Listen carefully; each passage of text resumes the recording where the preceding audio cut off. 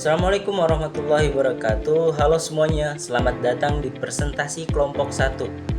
Hari ini saya Muhammad Thorik Ramadan Kaisupi dan saya Gikaf Kafiranian akan membedah topik yang sangat krusial dalam dunia pendidikan agama, yaitu hakikat evaluasi pembelajaran PAI di bawah bimbingan dosen kita Bapak Meril Kurniawan. Mari kita mulai pembahasannya. Latar belakang dan urgensi. Pertama, kita harus ingat bahwa PAI itu bukan sekedar transfer ilmu dan taklim, tapi juga soal pembentukan karakter atau tarbiyah dan takdik. Masalahnya, sistem evaluasi yang kaku dan statis sudah nggak relevan lagi dengan perkembangan zaman sekarang. Makanya muncul pertanyaan penting, kenapa sih kita harus paham hakikat sebelum melakukan pengembangan? Definisi dan terminologi untuk membedakan tiga istilah yang sering tertukar. Yang pertama pengukuran, yang kedua penilaian, yang ketiga evaluasi. Apa itu pengukuran? Pengukuran measurement, pemberian angka pada hasil belajar kuantitatif. Yang kedua penilaian, pengumpulan data untuk melihat kemajuan belajar kualitatif dan kuantitatif. Yang ketiga evaluasi, proses pengambilan keputusan berdasarkan hasil pengukuran dan penilaian. Evaluasi adalah jantung dari siklus pembelajaran. Tanpa evaluasi kita berjalan dalam kegelapan tanpa tahu arah tujuan. Perspektif Islam. Dalam Islam, evaluasi itu dekat dengan konsep muhasabah atau evaluasi diri demi perbaikan yang terus-menerus.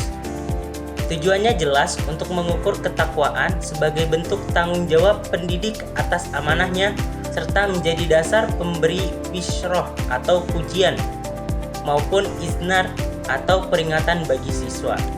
Rujukan evaluasi dalam sistem pembelajaran itu sebagai umpan balik menilai apakah tujuan ahdaf telah tercapai melalui metode thoriqah yang digunakan, dan fungsinya untuk seleksi dan penempatan diagnostik, menemukan kesulitan belajar siswa, dan memotivasi pembelajaran. Agar sistemnya bagus, evaluasinya wajib memenuhi syarat sahih, objektif, edukatif, dan menyeluruh. Evaluasi pendidikan agama Islam ada tiga ranah. Yang pertama kognitif. Kognitif itu pemahaman dalil sejarah Islam dan hukum fikih.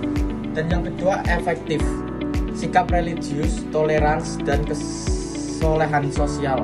Dan yang terakhir psikomotorik, yaitu praktik ibadah seperti sholat, baca tulis Al-Quran, dan lain-lain. Gimana cara kita memperbarui sistem di era digital? Authentic assessment, penilaian berdasarkan kinerja nyata di masyarakat. Digitalisasi, memanfaatkan CBT dan portofolio. Evaluasi berbasis akhlak, kita lebih menitik beratkan pada perubahan perilaku harian daripada sekedar nilai ujian. Kesimpulannya, hakikat evaluasi adalah proses sistematis untuk menentukan nilai-nilai dan pencapaian tujuan pendidikan. Pengembangan sistem evaluasi PAI harus tetap berpijak pada nilai-nilai Islami dengan mengadopsi teknologi modern. Evaluasi yang berhasil adalah yang mampu memanusiakan manusia dan membawa kedekatan kepada Allah Subhanahu wa Ta'ala. Sekian presentasi dari kami. Sekarang kita memasuki sesi diskusi. Silakan jika ada pertanyaan. Terima kasih atas perhatiannya.